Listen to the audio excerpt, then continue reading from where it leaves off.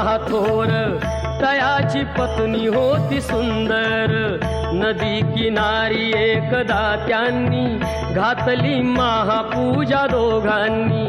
आली एक नौका त्याच मार्गानी नाव भरलेली पूर्ण द्रव्यानी।